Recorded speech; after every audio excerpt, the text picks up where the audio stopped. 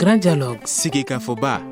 Edouani wa Makaran. Le Grand Dialogue, l'émission de débat du Studio Tamani sur votre radio. Chaîne Nibéro. Haloud Mauni. Chaîne Nibéri. Sigeka Foba. Le Grand Dialogue. Le Grand Dialogue. Mesdames, Messieurs, bonsoir. Nous sommes vendredi 31 juillet 2015. Bienvenue à cette émission. Merci donc de nous recevoir chez vous. Nous sommes donc vendredi et nous avons comme invité 4 confrères de la presse privée, Youba Konaté du Zénith Balé, Célia Delmeida du journal du Mali.com, David Dambélé de la Dépêche du Mali et également Lafia Sinaba pour débattre de 3 sujets, la démolition des 60 logements de Souleymane Bougou, le forum des femmes leaders et également les programmes de logements sociaux. Nous sommes donc ensemble pour 45 minutes de débat. Studio Tamani. Je suis Famoussa Sidibé, Gagné Kanté est à la technique. Nous allons commencer tout d'abord avec le programme de démolition des 60 logements de Souleymane Bougou. Le jeudi 23 juillet 2015, les bulldozers ont procédé à la démolition d'une 60aine de maisons à Souleymane Bougou, près de la commune 1 du district de Bamako. Les victimes disent avoir les documents en règle avec la loi. De leur côté, les autorités estiment que les constructions érigées sur ce site de Souleymane Bougou obstrue les servitudes publiques et porte atteinte au domaine fluvial qui, comme toutes les servitudes publiques, porte donc atteinte aux populations elles-mêmes qui sont installées sur le site. Autre dépendance du domaine public est inaliénable et imprescriptible selon le ministre des Domaines. Pour rappel, selon son cabinet chargé du domaine, donc après ces visites de terrain, après donc constat de visu de ces faits de marquage et de démarquage par la population, ils ont donc procédé à la démolition de ces maisons. Alors à chaud, quelle réaction est-ce que vous avez quelques jours après la démolition de ces logements, Célia?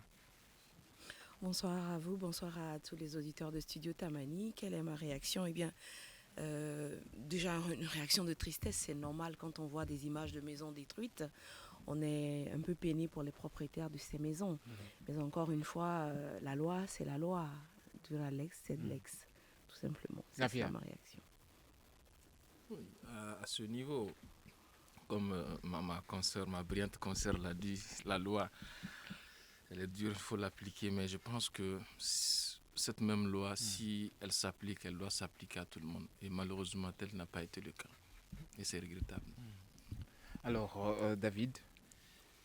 Je dis que tout simplement que la manière n'y était pas. La manière n'y était pas.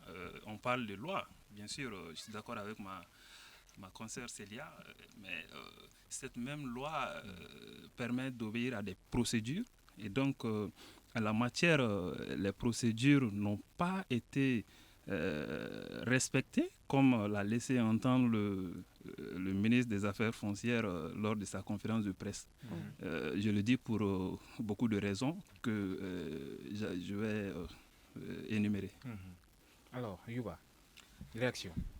Ok, merci Famoussa de me permettre une fois de plus de donner mes points de vue par rapport à cette question de la démolition des logements de Souleymane Bougou. Moi, je pense qu'il y a eu un problème déjà. C'est-à-dire que c'est l'acteur même qui pose problème. C'est-à-dire que monsieur le ministre, qui est l'actuel ministre de l'urbanisme et des affaires foncières, est de type polémiste. Donc déjà, ça pose problème. Voilà, un monsieur, vous parlez de ses sorties? Voilà, de ses sorties depuis qu'il est au ministère de la Justice. On dirait qu'il est vraiment engagé pour le bras de fer. Donc déjà, ça crée un problème. Il y a des précédents qui ne plaident pas pour lui. C'est ça le problème. Sinon, moi, je pense que la loi, c'est la loi. Elle s'applique à tout le monde. Maintenant, mais celui ou celle qui commandite la loi, puisque derrière la loi, toujours il y a un citoyen malien, n'est-ce pas? Ça pose un problème. Toute la polémique, c'est vraiment autour de M. Batili, qui était un fervent partisan des bras de fer. Alors, donc, je reste sur cette lancée de Yuba. Le ministre des Domaines de l'État et des Affaires foncières, Maître Mohamed Ali Bathily, s'est personnellement investi dans cette affaire. Et est-ce que cela ne va pas gêner la suite de la procédure judiciaire? On se rappelle qu'il y a un an, jour pour jour, une action similaire avait aussi alimenté la presse avec le même ministre Bathily, mais qui avait en charge donc le ministère de la Justice à cette époque. Je vous propose sa réaction juste après la démolition l'année dernière de près de 300 logements à Kalabambou.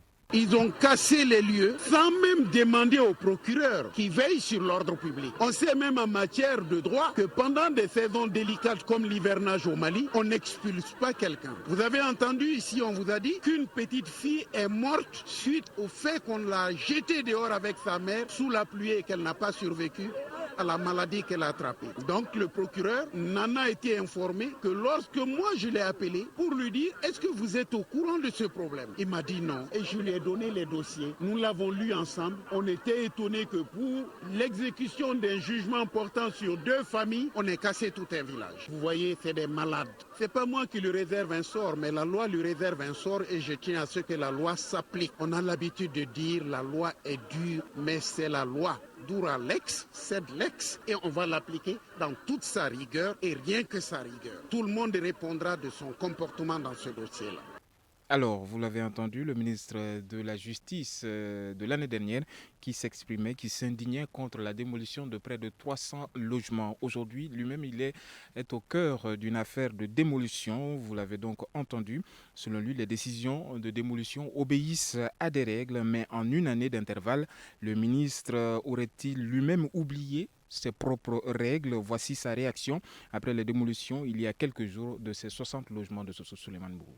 Quand des gens disent qu'ils n'ont pas reçu d'acte et que sur le chantier, nous allons avec l'huissier, que sur chaque parcelle, les gens refusent de prendre les actes, que le propriétaire du terrain leur a dit de ne prendre aucun papier. Comment voulez-vous informer ces propriétaires? Moi, j'allais dire, ces occupants illicites des lieux. Nous avons voulu qu'on arrête dans la compréhension. Nous avons mis des croix sur les maisons qui ont été illégalement construites. 2 jours après, ils sont allés effacer les croix. J'ai porté plainte. J'ai saisi même la brigade de gendarmerie qui est intervenue pour essayer d'arrêter les constructions sur le terrain. Ils n'ont pas réussi. Tout a été fait pour essayer de leur dire tout simplement, n'essayez pas d'imposer votre volonté au pays. On met le pays devant le fait accompli et on parlera après. Je ne gérerai pas dans ces conditions. Si je dois gérer, je le gère avec comme repère la loi et je le ferai. J'utiliserai la loi malienne pour régler les problèmes du Mali. Que cela soit entendu.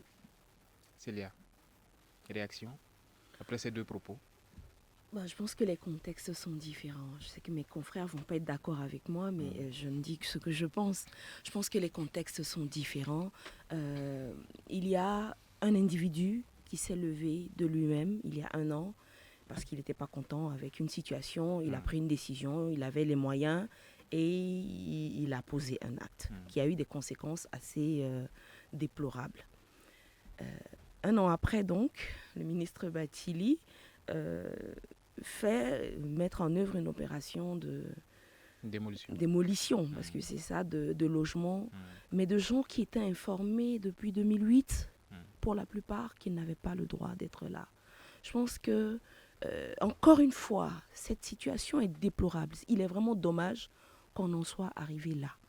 Mais c'est des gens qui savaient pertinemment qu'ils ne devaient pas être là. On est allé en reportage, qui ont dit, oui, je savais que le papier n'était pas bon. On m'a dit que cet endroit appartient à la CI.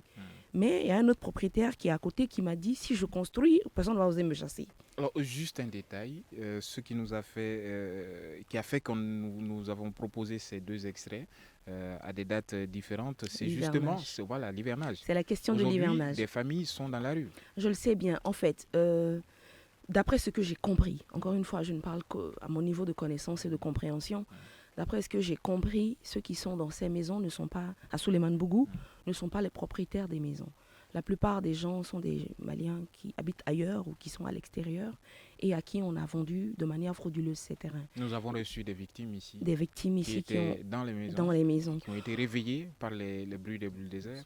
Et donc, là, si c'est le cas, eh bien, il y a problème. De toutes les façons, vous savez, on est dans un monde aujourd'hui où, quelle que soit la décision qui est prise, il va y avoir des gens lésés. Et c'est justement à l'État, je reviens à cette question de l'hivernage, de savoir faire la part des choses pour que, même si les décisions sont prises, leur application cause le moins de tort possible aux populations. Et là, je pense que peut-être qu'il y a eu un peu de précipitation dans la mise en œuvre de cette décision. Peut-être, il semble que la CI aussi était acculée par la personne qui est le véritable propriétaire du terrain et que la CI, on lui a donné... qui a déjà encaissé de l'argent. Voilà, on lui a donné un deadline pour donner la maison, sinon le monsieur allait les poursuivre, etc. C'est une histoire qui a énormément de contours qu'il faut maîtriser pour avoir une vue d'ensemble. Mais encore une fois, bon, je pense que quand on prend une décision qui, effectivement, engage la vie des gens, il y a des gens qui ont perdu des centaines de millions dans cette histoire. Bon, peut-être qu'il faut y mettre un peu de cœur aussi. Pour la gestion. La FIA Sinaba. Oui, à ce niveau, la loi en question sur laquelle le ministre s'est basé pour démolir, en lisant l'article, il s'agit de l'article 67, on parle d'extrême urgence. Pour revenir à cette notion d'hivernage, je pense qu'on aurait pu attendre encore, surtout qu'il s'agit là d'une décision administrative, parce qu'aujourd'hui, lors du forum de la presse organisé par la Maison de la Presse, la question a été posée au ministre de la Justice de savoir si toutefois toutes les procédures judiciaires ont été respectées dans cette démolition. Il a été clair, il dit que c'est une décision administrative. Donc l'administration, la CI... L'administration qui est en cause, avec l'implication du préfet, l'ancien préfet de Kati, qui a délivré les permis d'occuper. Il est agent de l'État. Donc, ce que je veux dire à ce niveau, c'est qu'il y a deux parties qui sont en conflit. Le ministre est venu, il estime que les terrains appartiennent à l'État, que c'est des titres qui existent depuis 1947. Faut-il faire fi donc de l'erreur du fonctionnaire? Du fonctionnaire. Or, il a été, l'agent a agi, on le dit comme ça, en tout cas on le perçoit comme ça, agi en lieu et place de l'État, parce que l'État lui a donné cette autorité-là. Maintenant, s'il y a une telle situation, est-ce qu'il fallait directement venir démolir? Pourquoi ne pas faire passer le dossier au niveau du tribunal? Parce que c'est le ministre de la Justice qui l'a dit. La question était de savoir si toutefois les procédures, il dit qu'il n'y en a pas eu, parce que c'est une décision administrative. Donc ça, c'est...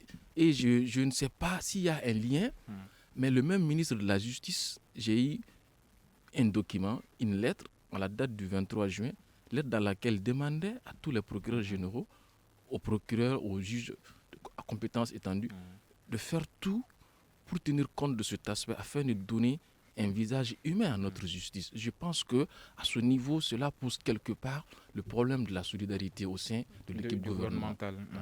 D'accord. Alors, nous allons nous tourner vers David Dambélé de la Dépêche du Mali. David, votre réaction après la diffusion de ces deux extraits? Moi, je bondis toujours sur l'aspect procédure. Vous voyez, nous sommes sur le terrain. Nous avons écouté beaucoup de victimes comme vous qui maintiennent effectivement que la procédure n'a pas été respectée. Je pense que la moindre des choses, c'était d'émettre un préavis.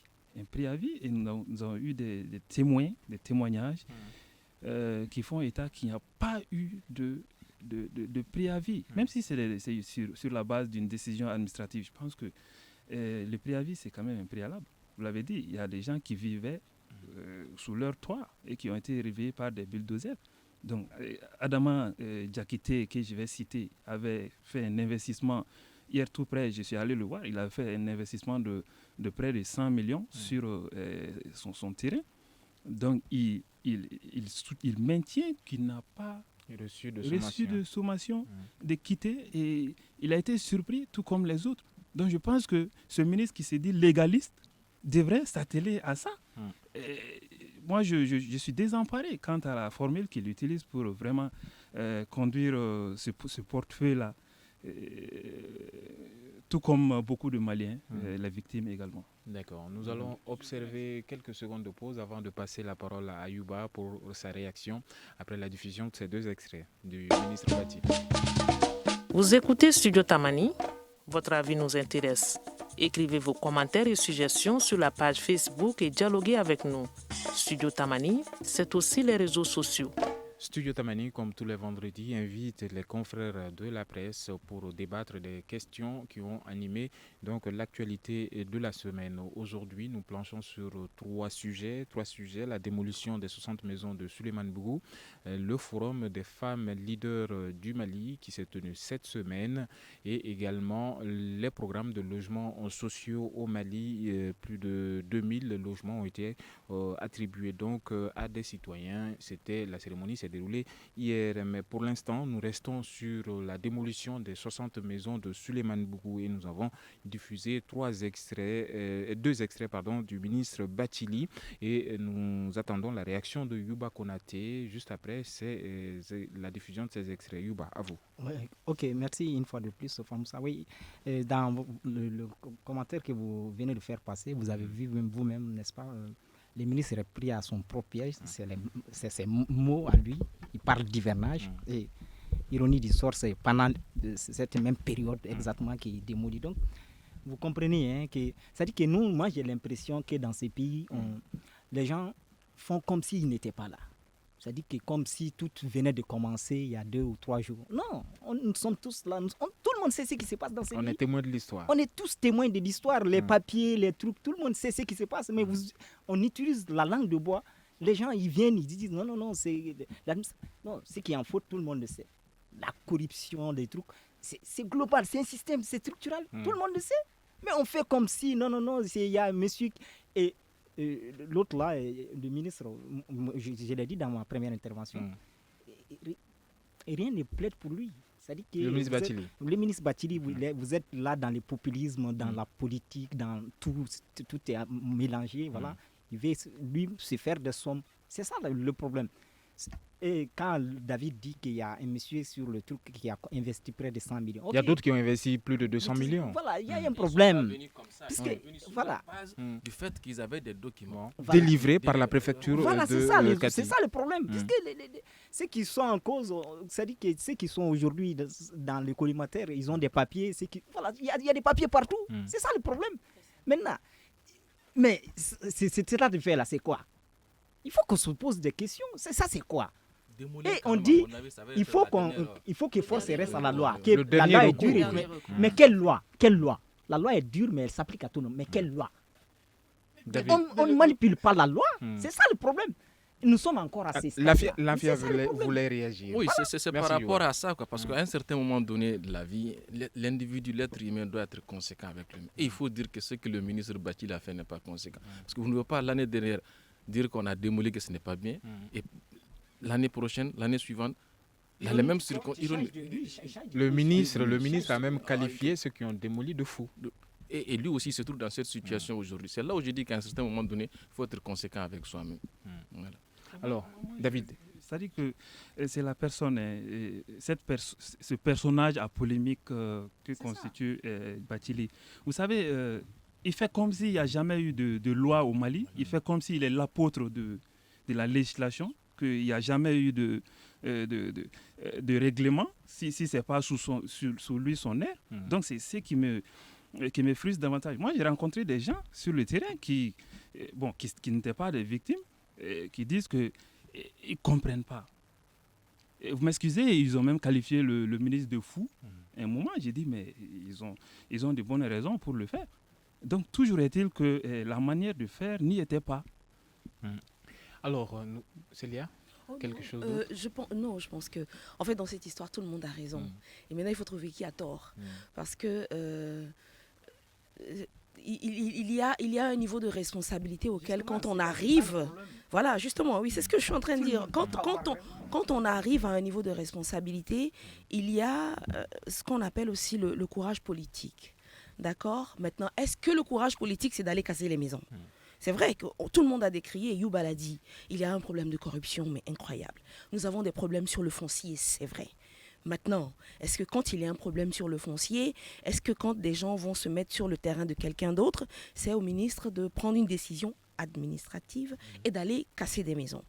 Je ne suis pas spécialiste du droit, je ne saurais pas vous répondre. Encore une fois, je pense que, et c'est cela, il faut que le Mali ne perde pas cette valeur-là, qu'on a perdu peut-être un peu en Occident, où on se dit c'est le mercantile, c'est les textes qui parlent. Même dans les pays, même les pays les plus durs, je ne vais même pas jusqu'au social, je parle de l'humain, tout simplement. Et dans la réalité malienne, l'humain est au cœur de tout. Donc il ne faut pas que... c'est vrai qu'on veuille appliquer la loi, c'est vrai qu'on veuille montrer l'autorité de l'État, mais que l'autorité de l'État ne s'applique pas sur les larmes des Maliens. Et c'est malheureusement ce qui est en train d'être fait. Moi, la seule petite interrogation que je voudrais prendre pour conclure mon propos, c'est, vous dites le programme de démolition de 60 logements. Mais non, ce ne sont pas 60 logements qui sont en cause. Il y en a beaucoup plus que ça. Les autres qui ont été épargnés. Pourquoi ? Pourquoi ? C'est là où j'ai parlé de deux poids, deux mesures. Quand la loi, si elle s'applique, elle doit s'appliquer à tout le monde. Non, l'argument qui a été avancé, je trouve que c'est un argument fallacieux, sincèrement. Parce que on ne peut pas casser le jeudi et le vendredi dire que c'est l'hivernage, on attend. Et il dit que tout juste après l'hivernage qui va commencer. Pourquoi il ne commence pas maintenant ? Parce que tout simplement, quelque part, on lui remontait les bretelles. Voilà, tout le fonctionnement du pays, c'est ça, justement. Et c'est ce qui est grave. C'est quoi ? Deux poids, deux mesures ? Voilà, c'est ça le problème. Est-ce qu'il faut attendre des sanctions après ça ? S'il y a faute, oui. S'il y a faute, oui. La question reste Moi, j'espère vraiment que les victimes, si elles sont vraiment lésées par l'État, le ministre dit avoir porté plainte. Si les victimes se sentent lésées, parce que vous le dites là, c'est un préfet qui a signé les papiers, qui attribue les terrains. Ça veut dire que c'est l'État malien qui a donné ces terrains à ces gens-là. Donc, si l'État malien donne les terrains à l'ACI et qu'ensuite l'État malien donne les terrains aux gens, que les gens à qui on a donné les terrains poursuivent les gens qui leur ont donné le terrain. Et si le préfet représente l'État, les gens seront dédommagés. Le ministre dit avoir porté plainte peut-être contre le maire, contre le préfet. Oui, ça c'est une question administrative. La responsabilité incombe à qui ? À l'État ou bien au fonctionnaire en question ? Le fonctionnaire, comme l'a dit l'ANFIA, le fonctionnaire, au moment où il était en fonction, représente l'État. D'accord ? Mon propos est très clair. Ces personnes qui sont aujourd'hui victimes, parce que c'est le mot qu'elles utilisent et elles se sentent dans cette position-là. Ces personnes aujourd'hui victimes ont bel et bien versé des sommes d'argent parfois très importantes, parce que c'était des terrains très prisés, des sommes d'argent très importantes pour acquérir ces terrains. On leur a donné des documents officiels, les faisant propriétaires de ces terrains. Si la justice établit la légalité des documents qu'ils ont en leur possession, eh bien, ils sont lésés. Et en position de personnes lésées, ça risque de coûter plus cher à l'État que les 100 millions que ces maisons ont coûté. Et au-delà de tout cela, le préjudice moral. C'est clair. Même si on va reconstruire ces maisons-là, c'est des gens qui étaient à l'aise, c'était dans des maisons. Brusquement, on vient les faire sortir sous la pluie. C'était pénible de voir des gens sortir avec des morceaux de meubles. De toute une vie. Sortir avec des morceaux de meubles. Certains ont même contracté des prêts. Ce qu'il y avait dans les maisons. Exactement. C'est ça. Et certaines victimes ont contracté des prêts, pour la plupart 2 fois, auprès des banques pour en arriver là. Je pense qu'on devait tenir compte de tout cela, l'aspect sociologique, le fait de dire au Mali, n'est qu'à aussi chez moi. Et brusquement, tout d'un coup, venir faire sortir les gens comme ça. Le préjudice moral, là, même si on va reconstruire, c'est quelque chose qui affecte ta vie. Je pense qu'on devait agir dans cette affaire avec discernement, faire preuve beaucoup de sagesse. Parce que je ne suis pas juriste, mais la loi, quand je regardais la loi en question, l'article 67, dès le début, on parle de cas d'extrême urgence. Je ne pense pas, à mon avis, qu'on soit dans ce cas d'extrême urgence. Dans le cas d'extrême urgence. Justement, mais de là jusqu'à aller démolir, faire sortir les gens en pleine... C'est là où je me dis que... Nous allons quitter Souleymane Bougou. Nous traversons le fleuve et nous allons à Tabakoro avec ce programme de logements sociaux qui ont été donc de logements, les 20 000 logements qui vont bientôt être distribués aux populations du Mali. Et ça, c'est un nouveau programme, mais pour l'heure, il y a eu 2000 et quelques qui ont été distribués déjà. C'était lors d'une cérémonie hier présidée par le Premier ministre Modibo Keïta. Alors, 500 autres logements vont être distribués, construits dans le pays, dans les provinces du pays. Alors, ces 20 000 logements, Yuba, 50 000 d'ici 2018. Sous les Rebecca. Oui, c'est une bonne chose. C'est un programme en ATT qui continue, On n'aime même pas si on ne veut entendre pas ça. qu'on le dise, n'est-ce pas? C'est un programme ATT À qui l'époque, continue. on ne voulait même pas parler de programme ATT. Voilà, donc Aujourd'hui, les logements comment sociaux. les nommer? Moi, je ne sais pas, c'est à J'ai eux de dit trouver, quelque c'est part, Maintenant- il y a Voilà, maintenant je dis, la construction des logements sociaux, c'est une bonne chose pour un pays comme le Mali où les fonciers, c'est-à-dire avoir ce choix, vraiment pratiquement l'objet même de l'existence des individus, c'est une très bonne chose que ces programmes-là continuent. Mais entre-temps, il va falloir peut-être que les autorités mettent du sien là-dedans pour un peu parfaire les pratiques, puisque autour de cette histoire-là, n'est-ce pas, il y a beaucoup de bruit, n'est-ce pas? Donc, c'est sûr que ça, c'est des choses avec lesquelles il faut compter, mais on peut faire des efforts vraiment pour assainir davantage, améliorer, pour que ceux qui ont longtemps trimé, n'est-ce pas, ceux qui sont à leur 5e, 8e dépôt de dossier, qu'on pense à ces gens-là, que ces gens-là puissent savoir. Maintenant, ce qu'on dit de côté que le ministre a fait bénéficier, bon, je suis un peu désolé, mais ça se passe comme ça.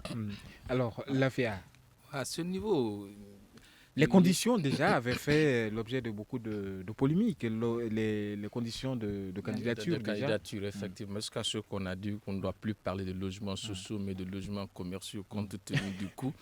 Mais ce qui m'a frappé dans cette histoire, c'est que le ministre, en juin, il avait déclaré que ceux-là qui n'avaient pas bénéficié, qui avaient déposé plus de 3 fois, auront des logements sociaux.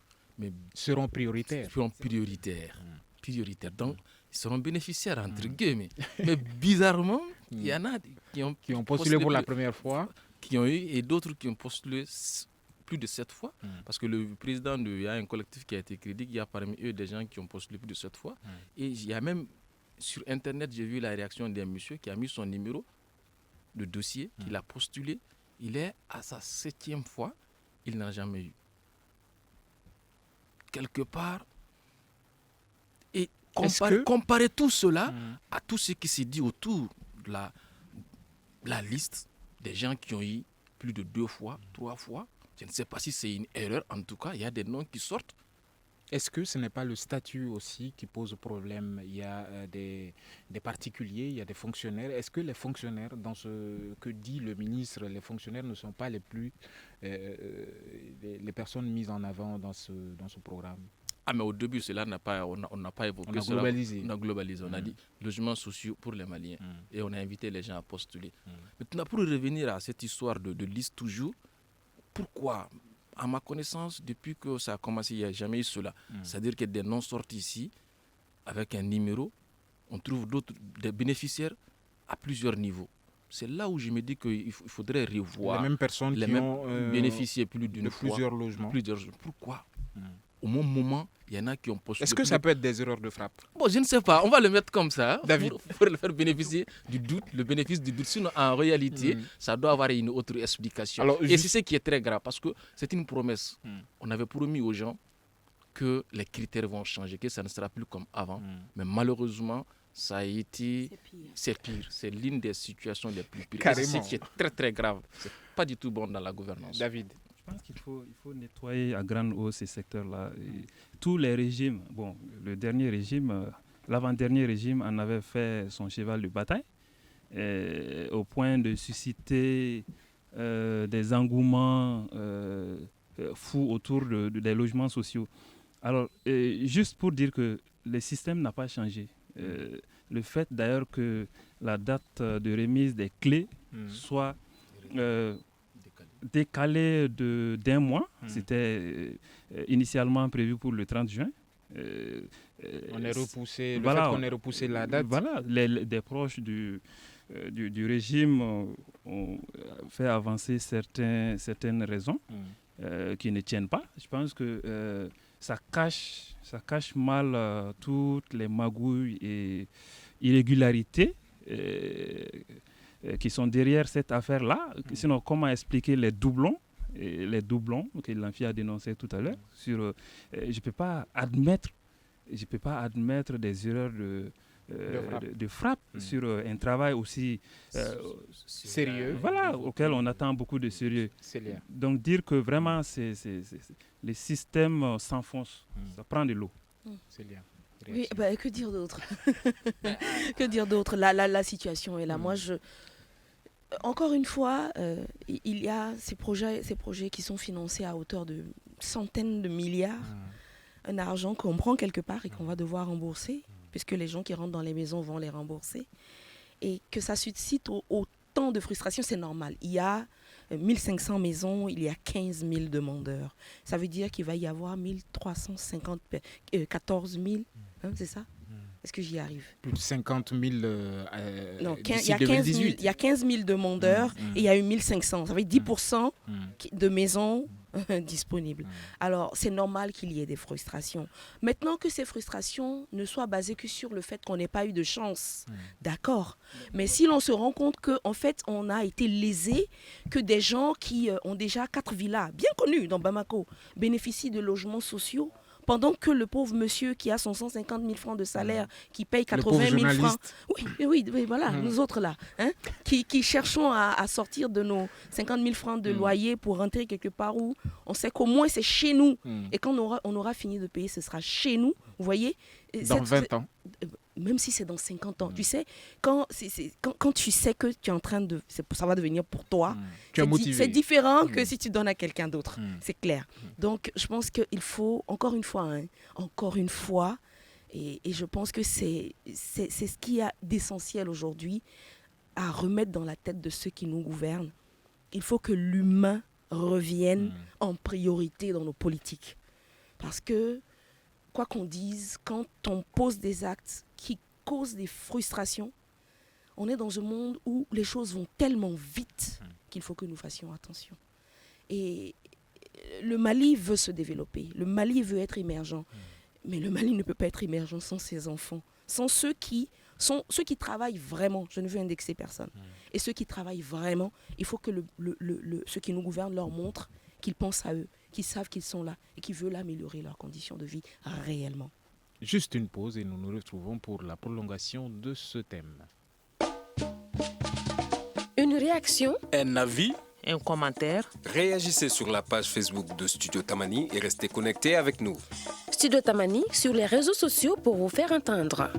Notre page Facebook et notre compte Twitter sont donc là pour vous, pour vos réactions à cette émission ou à toute autre production du studio Tamani. Notre site web également, vous pourrez écouter cette émission si vous le souhaitez, www.studiotamani en un seul mot.org. Alors Yuba, je reviens vers vous. Ces logements sociaux ont été octroyés. Il y a une trentaine qui revient à l'équipe de basket, qui est l'équipe de foot, qui est donc les Aiglons champions d'Afrique. Aujourd'hui, c'est 30 logements. Les Aiglons ont été champions 4 fois. Est-ce qu'à chaque victoire, il faut attribuer un logement?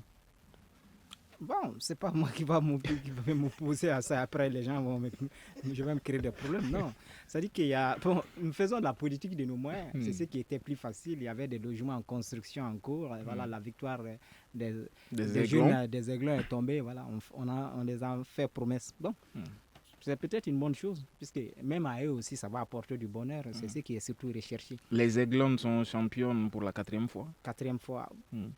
C'est ce que j'ai dit. Faut-il leur octroyer des logements?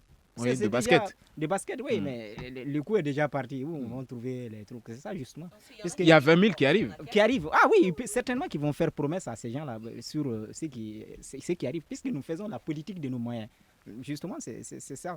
Bon, surtout que nous autres, des pays comme le nôtre, on n'a pas beaucoup de victoires. Si c'est sur ces secteurs-là, nous parvenons à faire des victoires, peut-être qu'il est bon de les célébrer. Maintenant, ça dit qu'il y a un problème. Il y a un problème. Ma sœur le disait tout de suite, il y a un problème de justice sociale. On ne va pas créer, faire semblant comme si la chose commence aujourd'hui. Non, mais peut-être que c'est ce que nos responsables doivent comprendre de plus en plus. C'est dire qu'il y a 5 ans, il y a 10 ans, il y a des choses qui se sont passées dans ces pays-là. Il faut qu'on arrête. Qu'on donne libre cours à la compétition, qu'on commence à motiver à récompenser des gens qui sont bons. Je vais vous dire quelque chose. Qu'est-ce qui fait le développement, Famoussa? Qu'est-ce qui fait le développement? La motivation? Pas du tout. C'est les ressources, comment dirais-je, des ressources humaines. Des gens qui sont intelligents, qui réfléchissent et qui produisent des idées, des bonnes idées pour faire avancer le pays. Donc, pour ces gens-là, ceux qui sont bons, qui produisent et qui font produire de bonnes choses pour faire avancer le pays. Ce sont ces gens qui font avancer le pays. Mais est-ce que vous savez, Famoussa, que dans notre pays, il n'y a pas une seule école d'élite au Mali? Il y a l'ENI. Il y a l'ENI. Moi, je voulais rebondir sur ce que tu as dit, Famoussa. Il n'y a pas une seule école d'élite ici. Je voulais rebondir par rapport à ce que tu as dit par rapport à la motivation. En 2 mots. Tout le monde cite les États-Unis comme le pays du rêve américain. Vous savez ce que c'est le rêve américain? C'est de se dire si je me bats, je vais y arriver. Voilà. Au Mali, les parents disent aux enfants aujourd'hui, pourquoi tu te fatigues pour te battre? Voilà. Tu fais comme les autres et puis avance. Voilà. C'est ça l'éducation que nous donnons à nos enfants. Ça signifie quoi, faire comme les autres? Ah, Famoussa, le piment dans ta bouche. Voilà. Non, ma Famoussa, David, peut-être que tu vas me permettre de terminer quand même cette réflexion. Rapidement, c'est-à-dire que, mais quand je dis des gens, il n'y a pas d'école d'élite au Mali. Mais il n'y en a pas du tout. Vous n'allez pas me créer, il n'y a pas à polémiquer là-dessus. Où il y a une école de polémique d'élite au Mali. Mais vous n'allez pas me dire que parmi les 14-15 millions de Maliens et les 300-400 000 personnes qui naissent chaque année, qu'il n'y a pas de gens intelligents. Ces gens, on les récupère dans un système. C'est partout, dans tous les pays du monde, c'est comme ça ça se passe. On les récupère. C'est les circuits, il faut créer les circuits pour les récupérer. Il faut créer les circuits. Ce sont ces gens qui réfléchissent et qui font développer le pays. Il n'y en a pas. Merci, Yuva. Donc ça veut dire que nous, on n'a même pas entamé encore notre processus de développement. David. Oui, juste sur la question, je pense qu'il n'y a pas de... il n'y a aucune espèce de mal à ce que le mérite soit récompensé. Je pense que c'est même gage de performance, ça suscite l'émulation. Voilà, donc c'est pas mauvais en soi. Mais je pense que pour revenir un peu à ce que Célia disait, mettre l'être humain au centre des politiques. Ça me renvoie aussi au professeur Ablé Niang qui prêche cela.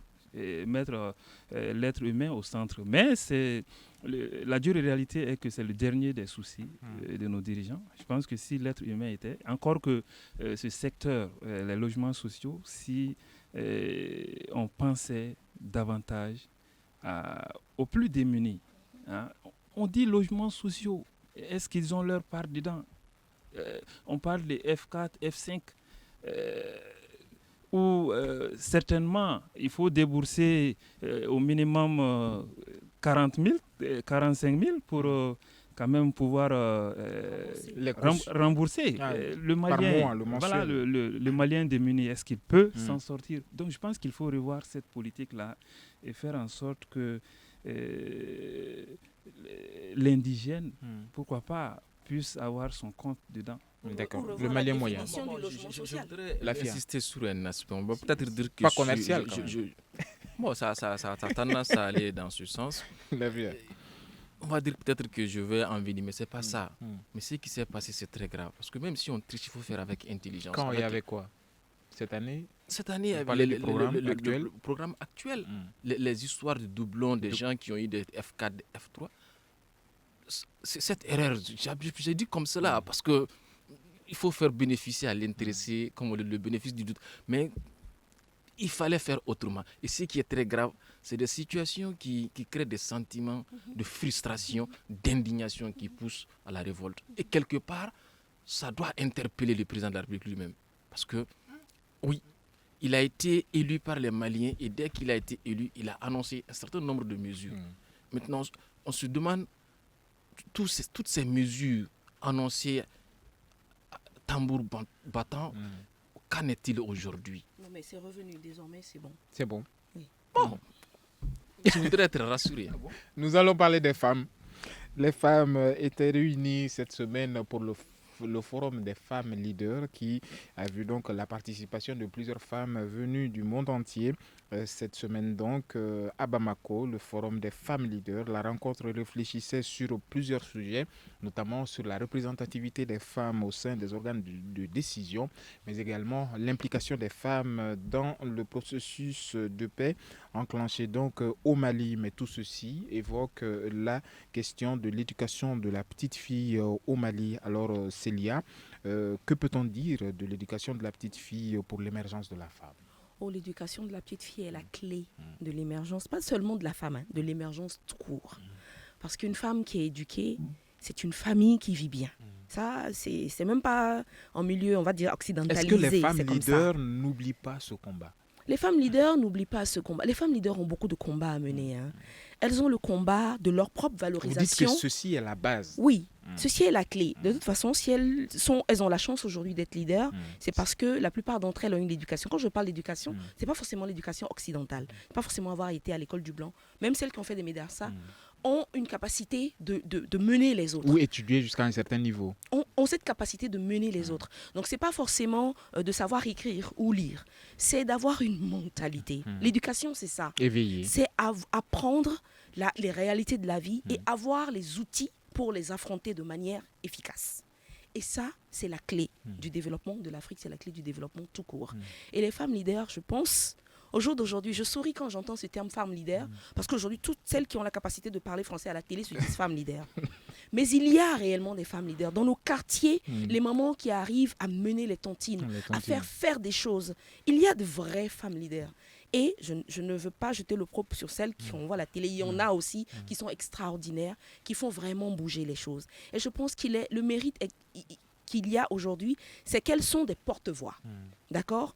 Elles ont aujourd'hui la capacité d'être vues par des centaines, par des milliers, par des millions de gens et de parler au nom de toutes celles qui sont derrière. Et ce travail, elles le font admirablement bien. Dans la question de la paix au Mali, je vois qu'on n'a plus beaucoup de temps. Je pense que nous avons un rôle, nous les femmes, je me permets parce que je suis la seule sur ce plateau. C'est fait pour ça. Nous avons un rôle incroyable à jouer parce qu'encore une fois, on l'a dit, les frustrations, les douleurs sont là. Et il n'y a personne de mieux pour penser un cœur qu'une maman, qu'une épouse, qu'une sœur. David Amélie. Nous avons ce rôle-là à jouer et c'est très important. Je pense que le combat, il s'intensifie de jour à jour. Il y a beaucoup de structures, et beaucoup d'ONG qui travaillent dans le sens de l'épanouissement de la petite fille. Je pense que l'éducation est un axe, est un maillon très important de cet épanouissement-là.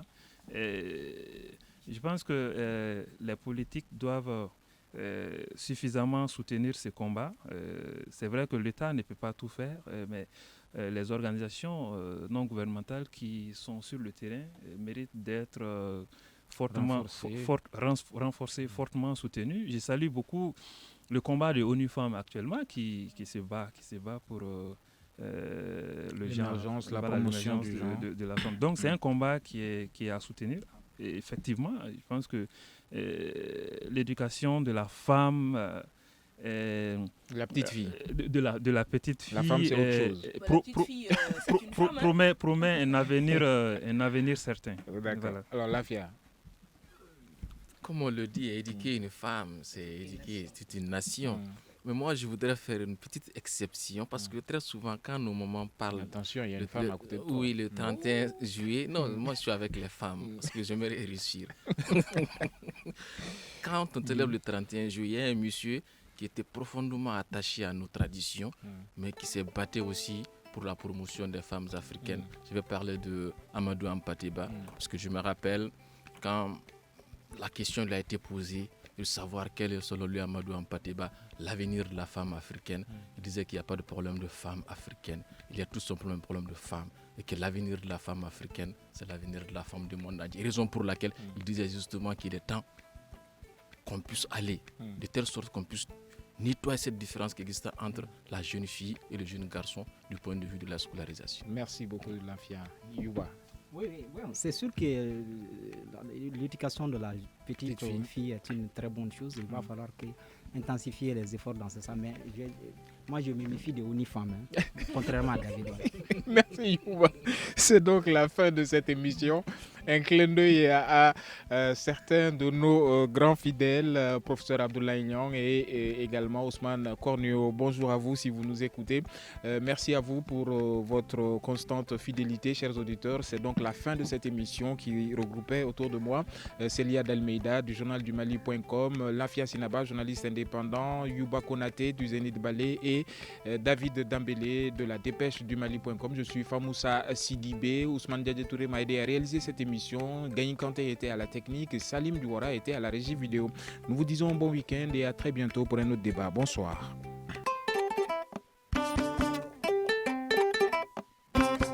Le grand dialogue. Le grand dialogue, l'émission de débat du studio Tamani sur votre radio.